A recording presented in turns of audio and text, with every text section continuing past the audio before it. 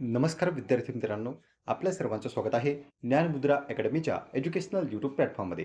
Police भरती 2025 संदर्भात या ठिकाणी ज्या ज्या जिल्ह्यांचे ग्राउंड पार पडले त्या ठिकाणचा जो काही ग्राउंडचा किंवा मैदानी चाचणीचा निकाल आहे तो जाहीर करण्यात आला आणि त्यानुसार काही जिल्ह्यांचे कट ऑफ सुद्धा समोर आलेले आहेत. काही जिल्ह्यांनी यादी प्रसिद्ध केली, काही जिल्ह्यांनी लेखी परीक्षेची तारीख जाहीर केलेली आहे. तर इथे आपण ज्या काही जिल्ह्यांच्या अपडेट गेल्या 2-3 दिवसांमध्ये प्रसिद्ध झाल्या त्याची माहिती या व्हिडिओच्या माध्यमातून जाणून घेणार आहोत. तुम्ही जर आपल्या चॅनलवर पहिल्यांदा आलेले असाल तर चॅनलला सबस्क्राईब करून घ्या, कारण की अशीच नवनवीन माहिती इथे तुम्हाला मिळत असते.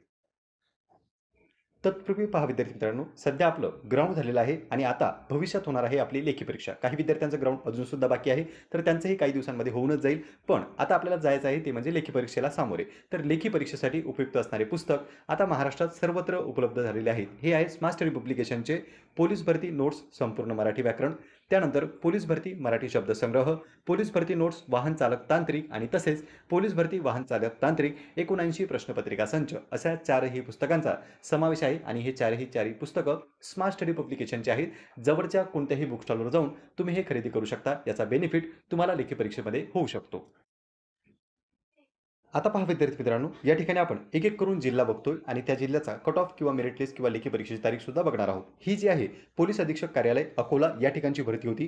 पोलीस अधीक्षक अकोलाच्या आस्थापनेवरील 161 पोलीस शिपाई पदाकरिता पोलीस भरती घेण्यात आलेली असून सदर पोलीस भरतीमधील मैदानी चाचणी दिनांक 11/2/2026 ते 21/2/2026 पर्यंत पोलीस मुख्यालय अकोला येथे आयोजित करण्यात आलेली होती आणि त्यामध्ये जे काही चाचणीमध्ये मिळालेले गुण आहेत त्याच्या एकास 10च्या प्रमाणामध्ये लेखी परीक्षेकरिता पात्र ठरलेल्या उमेदवारांची यादी दिनांक 28/2/2026 रोजी कार्यालयाच्या अधिकृत संकेतस्थळावर प्रसिद्ध करण्यात येत आहे. 2/3/2026 पर्यंत 10 वाजेपर्यंत जर तुम्हाला काही हरकती असतील तर त्या तुम्ही नोंदवू शकता. आता पहा विद्यार्थी मित्रांनो, यामध्ये त्यांनी काय सांगितलंय की 11 तारखेपासून ते 21 तारखेपर्यंत तुमचं ग्राउंड झालेलं होतं आणि आता ज्या ज्या विद्यार्थ्यांनी ग्राउंड दिलेलं आहे त्यापैकी जितक्या जागा असतील त्याच्या एकाच 10 प्रमाणात, फॉर एक्झाम्पल जर 100 जागा असतील तर 1000 विद्यार्थी या ठिकाणी लेखी परीक्षेसाठी ते घेणार आहेत. म्हणजे जर जागा 10 असतील तर त्या ठिकाणी 100 विद्यार्थी घेतले जाणार आहेत. जर जागा 1 असेल तर 10 विद्यार्थी या ठिकाणी घेतल्या जाणार आहेत.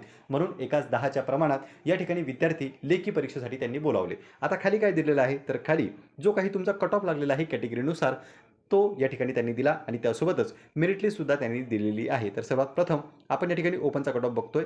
ओपनमध्ये जर आपण विचार केला तर सर्वसाधारणसाठी 41 मार्क्सवर कट ऑफ लागलेला आहे. म्हणजे जर तुम्ही अकोला जिल्ह्यामध्ये पोलीस भरती दिलेली असेल म्हणजे ग्राउंड दिलेलं असेल आणि जर तुम्ही ओपन कॅटेगरीमधून येत असाल तर 41 मार्कांवर या ठिकाणी ग्राउंडचा कट ऑफ लागलेला आहे. म्हणजे 41 मार्क आणि त्याच्यावर ज्या ज्या विद्यार्थ्यांना मार्क्स असतील ते सर्व लेखी परीक्षेसाठी पात्र ठरवण्यात आलेले आहेत. नंतर तुम्ही पाहू शकता ओपनमधील मग महिला असेल, खेळाडू असेल, प्रकल्पग्रस्त, भूकंपग्रस्त इतर कॅटेगरीचे सुद्धा कट ऑफ या ठिकाणी सांगितलेले आहेत. त्यानंतर जर तुम्ही पाहिलं एसटी तर एसटीचा कट ऑफ आपल्याला सर्वसाधारणचा आपण बघतोय. त्यानंतर तुम्ही जर समांतर आरक्षणामधून येत असाल तर त्याचाही पाहून घेऊ शकता. आता पहा एसटीचा कट ऑफ जर आपण पाहिला तर तो लागलेला आहे 36 गुणांवर. नंतर विजे जर आपण पाहिलं तर 39 गुणांवर आहे.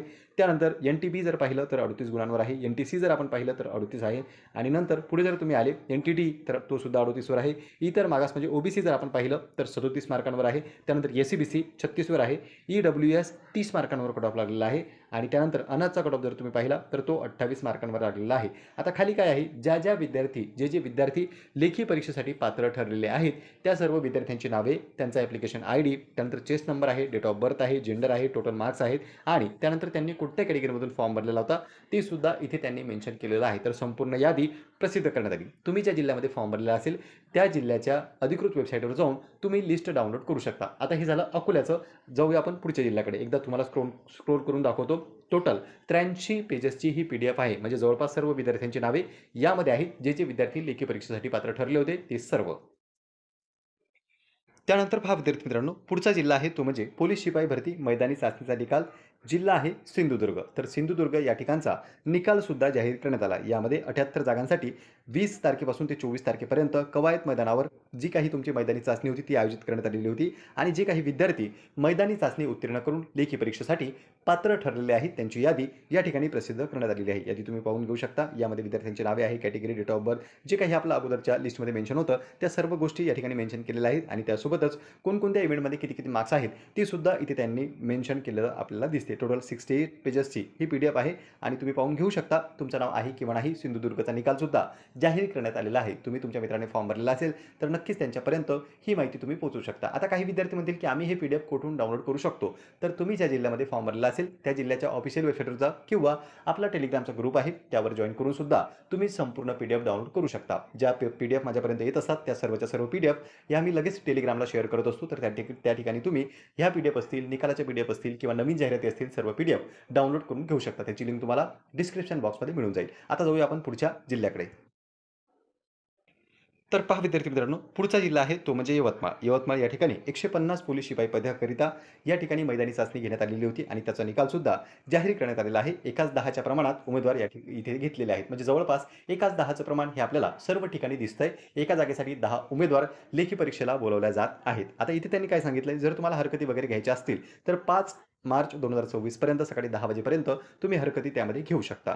नंतर त्यांनी सांगितलं की लेखी परीक्षेचा दिनांक असेल, वेळ असेल किंवा इतर काही जे आहेत ते तुम्हाला मेसेजद्वारे आणि ईमेलद्वारे कळवण्यात येणार आहे. म्हणजे जर तुम्ही यवतमाळ जिल्ह्यामध्ये फॉर्म भरलेला असेल आणि लेखी परीक्षेसाठी तुम्ही पात्र असाल तर तुम्हाला ईमेलद्वारे परीक्षेची वेळापत्रक म्हणजे परीक्षेचं जे काही ठिकाण राहील किंवा जी काही तारीख राहील, जो काही टाईम राहील त्याची संपूर्ण माहिती या ठिकाणी मेलद्वारे पाठवण्यात येणार आहे आणि SMS द्वारे सुद्धा माहिती देण्यात येणार आहे असं यामध्ये त्यांनी सांगितलंय. नंतर पहा इथे सुद्धा विद्यार्थ्यांची नावे आहेत, चेस नंबर आहे, जेंडर आहे, कॅटेगरी आहे, नंतर पॅरल रिझर्वेशन आहे म्हणजे समांतर आरक्षण आणि सर्वात शेवटी आहे मिळालेले मार्क्स. तर या बेसिसवर इथे सुद्धा मेरिट टेस्ट आपल्याला लागताना दिसतात. सुरुवातीला त्यांनी कॅटेगरी सांगितलेली आहे ओपनची की ओपनचे कोणकोणते उमेदवार आम्ही घेतलेले आहेत ते सुद्धा तुम्ही पाहू शकता आणि नंतर जे काही इतर कॅटेगरीज आहेत म्हणजे OBC झालं, EWS झालं, SC-BC झालं त्या सर्वांची यादी सेपरेटरित्या लावण्यात आलेली आहे. काही जिल्ह्यांचे कट ऑफ जाहीर झाले, काही जिल्ह्यांनी फक्त यादी लावलेली आहे. त्यावरून आपल्याला स्वतः कट ऑफ काढावा लागतो. आता कट ऑफ कसा काढायचा, तर इथे OBC जी काही कॅटेगरी आहे तुम्ही पाहू शकता. OBC कॅटेगरी आहे त्यानंतर qualify candidate for written exam असं त्यांनी दिलेलं आहे. नंतर आपल्याला इथे नावे दिसतात आणि सर्वात लास्टला जर तुम्ही आले तर इथे आपल्याला दिसणार आहे की जो शेवटचा उमेदवार राहील या ठिकाणी त्या उमेदवाराच्या मार्क्सवर कट ऑफ लागलेला आहे. इथे पहा तुम्ही पाहू शकता की कॅटेगरी वाईज त्यांनी सांगितलेलं आहे, पण समांतर आरक्षणाकडे सुद्धा आपल्याला लक्ष द्यायचं आहे. काही विद्यार्थी काय म्हणतात की इतका कट ऑफ कमी कसं काय, मला सुद्धा तेवढेच मार्क्स होते पण माझं सिलेक्शन का झालं नाही. तर पहा विद्यार्थी मित्रांनो, एक तर आपली सर्वसाधारण कॅटेगरी असते ज्याला आपण OBC जे काही आपलं जनरल कॅटेगरीज आहेत मग त्यामध्ये OBC असेल, SC असेल, ST असेल, पण त्याच्यामध्येही आणखी विभाग पडतात. जसे की जर तुम्ही ST मधून फॉर्म भरलेला असेल तर ST मध्ये सर्वसाधारण, त्यानंतर ST मधील महिला, त्यानंतर ST मधील प्रकल्पग्रस्त, ST मधील भूकंपग्रस्त, ST मधील जे काही इतर कॅटेगरीज असतील जसे की एक्स सर्व्हिसमॅन झालं, स्पोर्ट पर्सन झालं, तर ह्या सुद्धा कॅटेगरीज त्यामध्ये मेन्शन असतात. म्हणून जर ST मधला सर्वसाधारण विद्यार्थी असेल तर त्याचा कट ऑफ हा थोडासा जास्त राहतो आणि ST मधला जर फिमेल असेल किंवा स्पोर्ट पर्सन असेल तर त्यांचा कट ऑफ हा आपल्याला कमी दिसू शकतो. म्हणजे एका कॅटेगरीचा कट ऑफ हा वेगवेगळा राहू शकतो कारण की त्यामध्ये सुद्धा समांतर आरक्षण लागू असते. तर ही गोष्ट तुम्ही लक्षात ठेवा. बरेच विद्यार्थी कमेंट करत असतात की इतके मार्क्स मला सुद्धा होते आणि मी क्वालिफाय का ठरलो नाही. तर आपल्याला आणखी एक महत्त्वाचा कॉलम असतो तो म्हणजे समांतर आरक्षणाचा आणि त्याकडे लक्ष द्यायचं आहे. आता पहा विद्यार्थी मित्रांनो, इथे आपण जे काही बघितलंय यवतमाळ जिल्ह्याची सुद्धा लिस्ट प्रसिद्ध करण्यात आली. आतापर्यंत ज्या काही लिस्ट आलेल्या आहेत त्याची माहिती आपण पाहिली. यानंतर आणखी जर ज्या काही लिस्ट आल्या तर त्या तुम्हाला आपल्या ग्रुपला पाहायला मिळणार आहे आणि जर जास्तच निकाल आले तर त्याच्यावर आपण सेपरेट व्हिडिओ बनवू. या भरतीविषयी तुमच्या मनामध्ये काही डाऊट असतील, काही प्रश्न असतील किंवा इतर काही नवीन टॉपिकवर तुम्हाला व्हिडिओ हवा असेल तर तुम्ही कमेंट बॉक्समध्ये कमेंट करून नक्की विचारू शकता. पुन्हा भेटूया आपण अशीच एका माहितीपूर्ण व्हिडिओमध्ये. नमस्कार.